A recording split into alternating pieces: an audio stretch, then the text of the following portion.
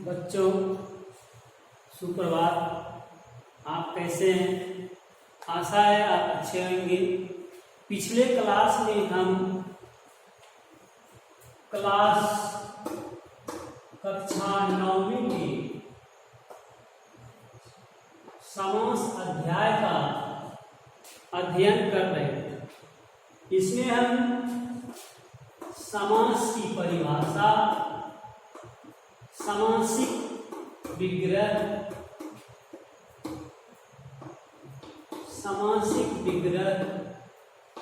समस्त पद, विभक्ति, पूर्व पद एवं उत्तर पद तथा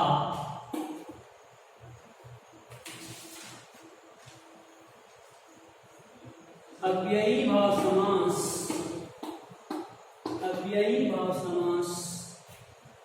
तत्पुरुष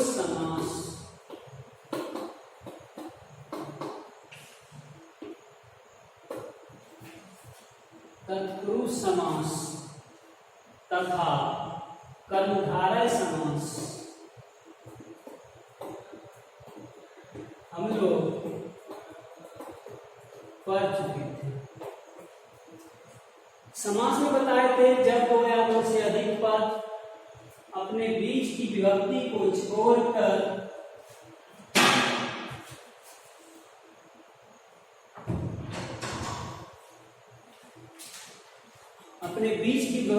छोड़कर आपस में मिल जाते हैं, उसे समास।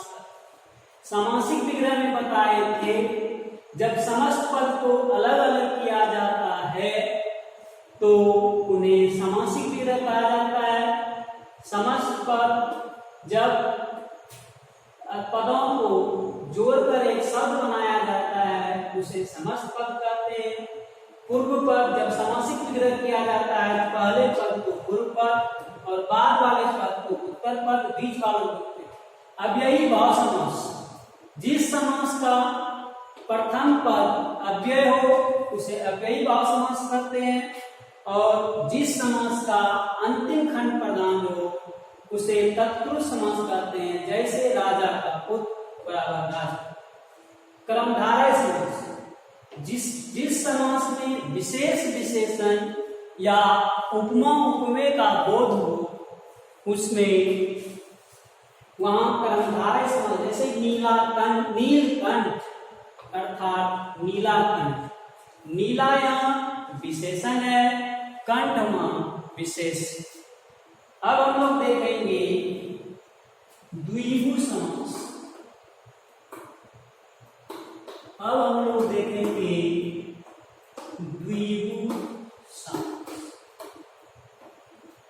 जिस समास का प्रथम पद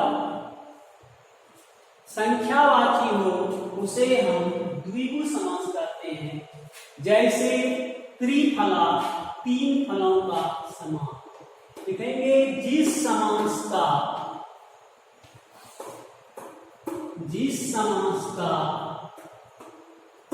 प्रथम पद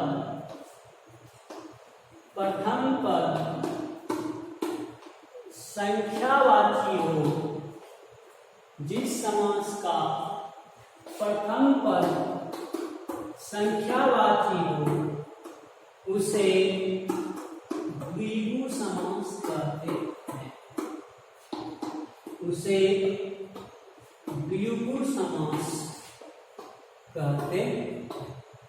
जैसे त्रिरत्न अर्थात तीन रत्न। तीन यहाँ क्या है? संख्या। त्रिफला, तीन फलों का समाहार।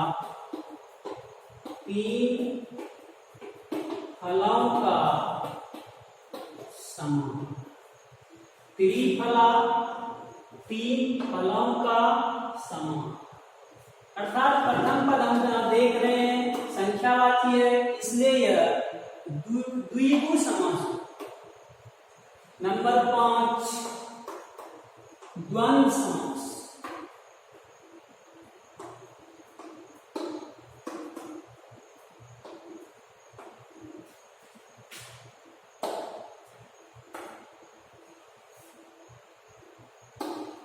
जिस समास के दोनों खंड, जिस समास के दोनों खंड प्रधान हो,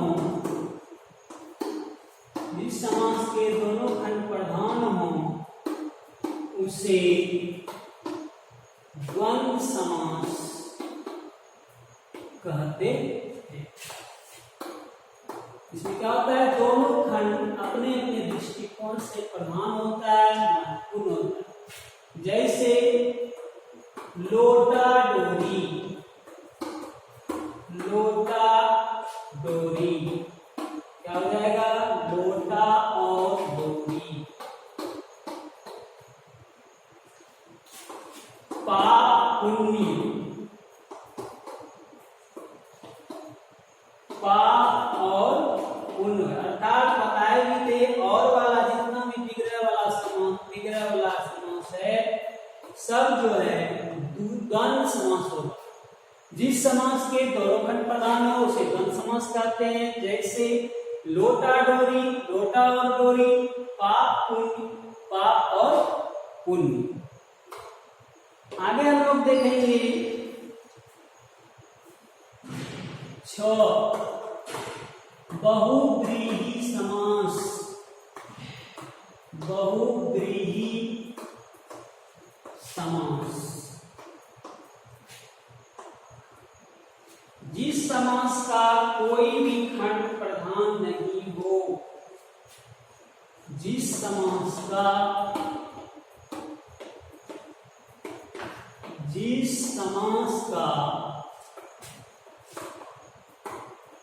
कोई भी खंड प्रधान नहीं हो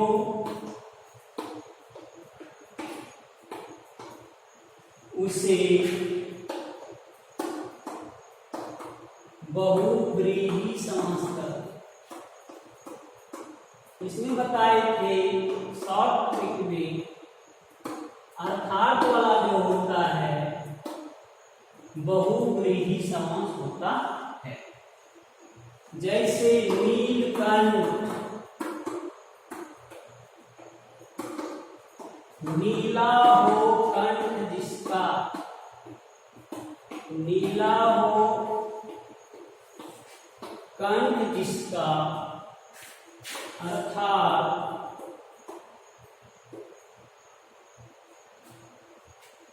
नीला हो कंठ जिसका अर्थात शिव।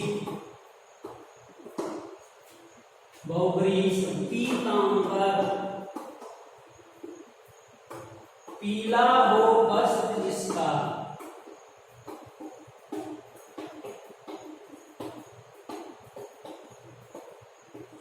अर्थात श्री राम। अर्थात वाला जितना भी होगा वो बहुव्रीहि समास। अब हम लोग देखेंगे संधि और समास में अंतर। ये मुख्य प्रश्न है, संधि और समास में क्या अंतर। संधि में पहला अंतर है, संधि में वर्णों का मेल होता, संधि में वर्णों का मेल होता है, जबकि समास में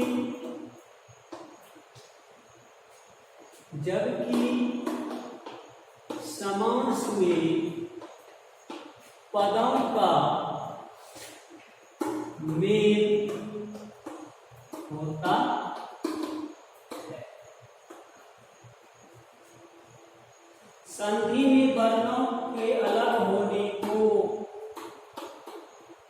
संधि में वर्णों के अलग होने को संधि विच्छेद कहते हैं।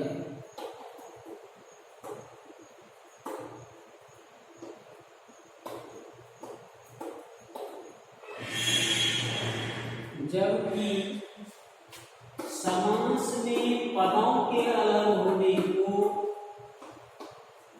समास में पदों को अलग होने के,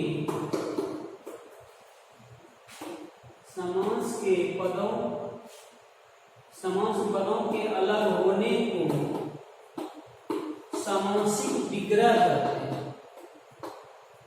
सामासिक विग्रह कहते हैं।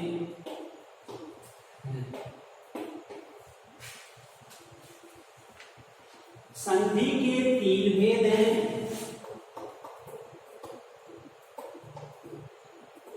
संधि के 3 भेद हैं, जबकि समास के 6 भेद हैं। संधि में वर्णों का मेल होता है, समास में पदों का मेल होता है। संधि में वर्णों के अलग होने को संधि विच्छेद कहते हैं। समास में पदों के अलग होने को सामासिक विग्रह कहते हैं। संधि के 3 भेद हैं, जबकि समास के 6 भेद हैं। अब हम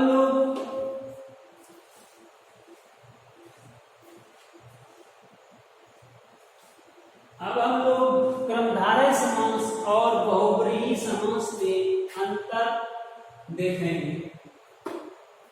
कर्मधारय समास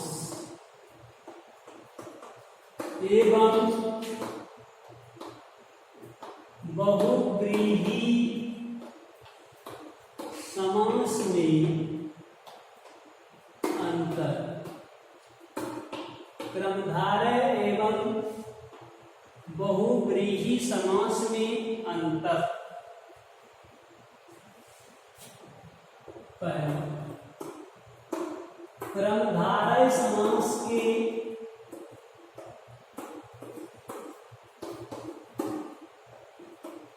दोनों पदों में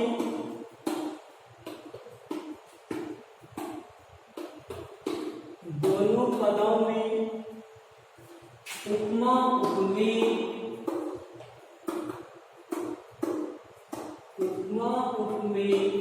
या विशेष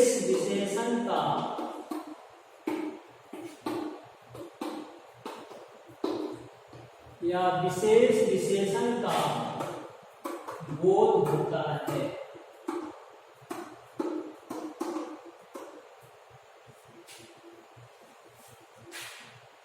जबकि बहुब्रीहि समास में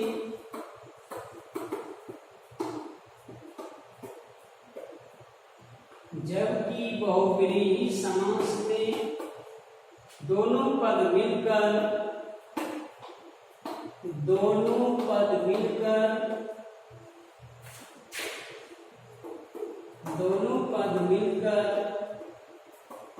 किसी तीसरे पद का निर्माण करते हैं।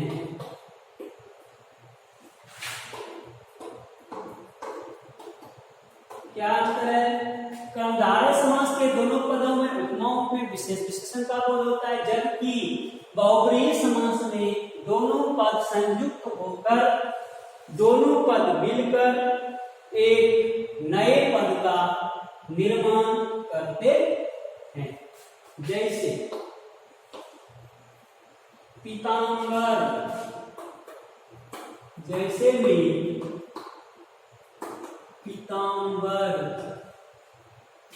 पीत है जो अंबर, पीत है जो अंबर, ये हो गया आपका कर्मधारय। पीत यहाँ क्या है? विशेषण है, अंबर विशेष। पीतांबर पीत है जिसके अंबर, इसी का अगर विग्रह हम करते हैं, पीत है अंबर जिसके, अर्थात पीत है अंबर जिसके अर्थात विष्णु, तो ये हो जाएगा आपका बहुव्रीहि समास। या फिर पीत है जिसके अंबर, बहुव्रीहि समास। अगर दूसरा बात करें कमल नयन, दूसरे उदाहरण की बात अगर हम करें, कमल नयन, कमल के समान नयन, कमल के समान नयन, तो ये हो गया कर्मधारय से। कमल जैसे नयन है जिसके, दूसरा विग्रह इसे क्या करते हैं, कमल जैसे नयन है जिसके, अर्थात श्री कृष्ण, अर्थात श्री कृष्ण। ये हो गया बहुव्रीहि, अर्थात वाला जितना भी होगा बहुव्रीहि समास होगा विग्रह करने के बाद। और जिसमें जिस समासिक पद को विग्रह करने के बाद विशेष विशेषण या उपमा उपमेय का बोध होगा, वहां कर्मधारय समास। अब हम लोग समास के सभी आवश्यक तत्व को समझ लिए। एक बार हम फिर से संक्षिप्त में रिवीजन करें। समास जब दो या दो से अधिक पद अपने बीच की विभक्ति को छोड़कर आपस में मिल जाते हैं, उन्हें समास कहते हैं। समास के 6 वेद होते हैं। पहला अव्ययी भाव समास, जिस समास का प्रथम पद अव्यय हो उसे अव्ययी भाव समास कहते हैं। जैसे यथा शक्ति, शक्ति के अनुसार। अव्यय किसे कहेंगे? अव्यय वैसा शब्द है जिसका रूप कभी नहीं बदलता है, लिंग, वचन और कारक के अनुसार। दूसरा तत्पुरुष समास, वैसा समास, तत्पुरुष समास वैसा समास जिसका अंतिम खंड प्रधान हो, अंतिम खंड मुख्य हो, अंतिम भाग मुख्य हो। जैसे राजपुत, राजा का पुत्र। रसोई घर, रसोई के लिए घर, यहाँ अंतिम खंड क्या है? मुख्य। नंबर 3 कर्मधारय समास, जिस समास में विशेष विशेषण उपमा उपमेय का बोध होकर, जैसे नीलकमल, नीला कमल, नीलकंठ, नीला। नंबर 4 द्विगु समास, जिस समास का, क्या बताए थे, जिस समास का प्रथम पद संख्यावाची हो उसे द्विगु समास कहते हैं। जैसे त्रिफला, 3 फलों का समास। 3 यहाँ क्या है? संख्यावाची है। त्रिनेत्र, 3 नेत्र, 3 क्या है? संख्या। चौराहा, 4 नावों का समाहार, 4 क्या है? संख्या है। नंबर 5 द्वंद्व समास, जिस समास का दोनों खंड प्रधान हो उसे द्वंद्व समास कहते हैं। अर्थात और वाला जितना भी विग्रह होगा सब या सभी द्वंद्व समास होगा। नंबर 6 बहुव्रीहि समास, जिस समास का कोई भी खंड प्रधान नहीं हो बल्कि दोनों पद मिलकर एक नए पद का निर्माण करते हैं, उसे बहुव्रीहि समास कहते हैं। जैसे नील कमल, नीला हो कमल जिसका, अर्थात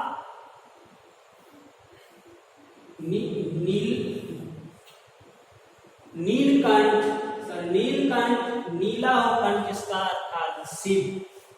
कमल नयन, कमल के समान नयन हो जिसके, अर्थात कृष्ण। अब हम लोग संधि एवं समास में अंतर देखेंगे। संधि में दो वर्णों का मेल होता है, जबकि समास में दो पदों का मेल होता है। संधि में वर्णों के अलग होने को क्या कहते हैं? संधि विच्छेद। समास में पदों के अलग होने को समासिक विग्रह कहते हैं। संधि के तीन भेद होते हैं, जबकि समास के 6 भेद होते हैं। अब देखेंगे कर्मधारय एवं बहुब्रीहि समास में अंतर। कर्मधारय समास में विशेष विशेषण उपमा उपमेय का बोध होता है, जबकि इसमें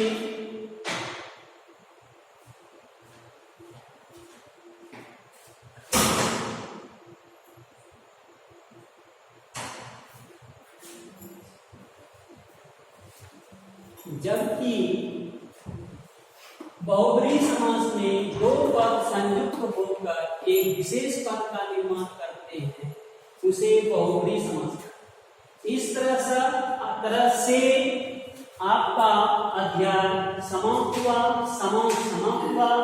अब आप लोग प्रैक्टिस से कोई भी व्याकरण का बुक लेकर उसका प्रैक्टिस करें, अभ्यास करें, और जो भी ऐप पे जो भी नोट्स दिया गया है उसको आप लोग कॉपी में लिखें और समझें और उसको याद करें।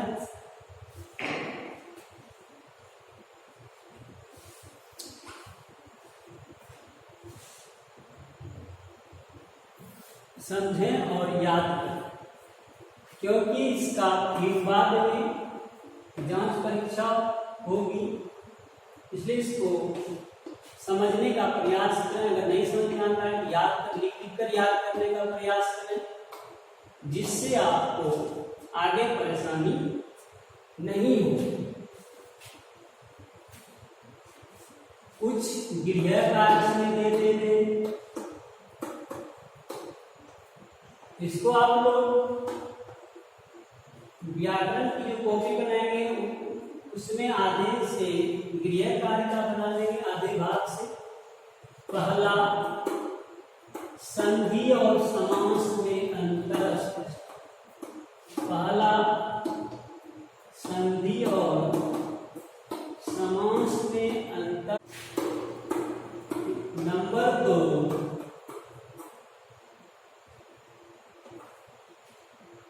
बहुब्रीहि समास। बहुब्रीहि एवं कर्मधारय समास में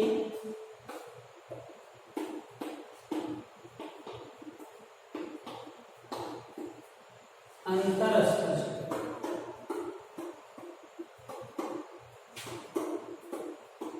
नंबर 3, समास एवं